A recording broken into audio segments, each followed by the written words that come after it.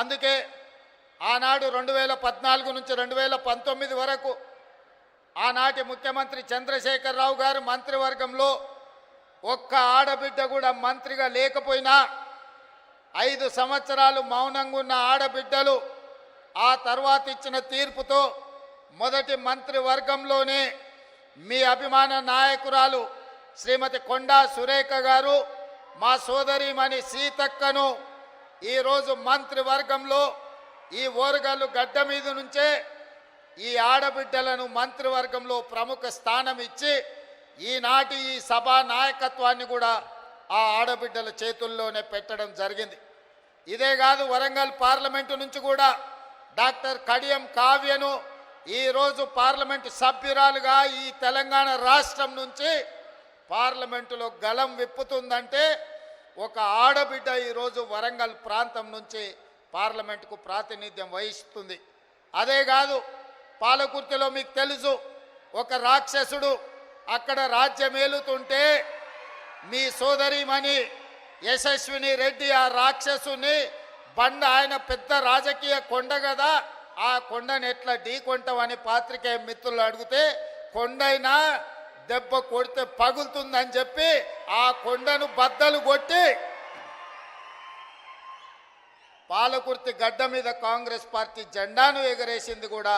ఈరోజు ఆడబిడ్డనే అన్న సంగతి నేను ఈ సందర్భంగా చెప్పదలుచుకున్నా. ఇవాళ మన తెలంగాణ రాష్ట్ర ప్రభుత్వానికి చీఫ్ సెక్రటరీగా ఆడబిడ్డనే ఉన్నది. ఈరోజు మహిళా అధికారులు అనితా రామచంద్రన్ గారు కానీ, దివ్య గారు కానీ, ఈరోజు సృజన గారు కానీ, వరంగల్ అదేవిధంగా హనుమకొండ కలెక్టర్లుగా ఈరోజు ఆడబిడ్డలే అధికారంలో ఉన్నారు. ఇవాళ ఈ వరంగల్ కార్పొరేషన్కి మేయర్గా కూడా ఆడబిడ్డనే ఉన్నది. ఇలా చెప్పుకుంటూ వెళ్తే ఈరోజు ఇందిరమ్మ జయంతి సందర్భంగా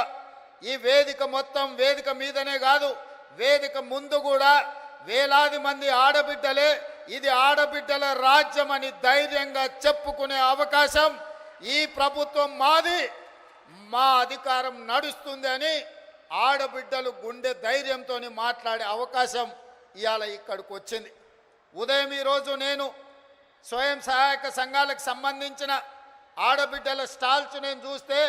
పెద్ద పెద్ద పారిశ్రామికవేత్తల కంటే, ఒకప్పుడు పారిశ్రామికవేత్తలంటే టాటాలు, బిర్లాలు, ఆ తర్వాత అదానీ, అంబానీలో గురించి విన్నాం. కానీ ఈనాడు మన కళ్ళ ముందు ఆ స్టాల్స్ చూసినప్పుడు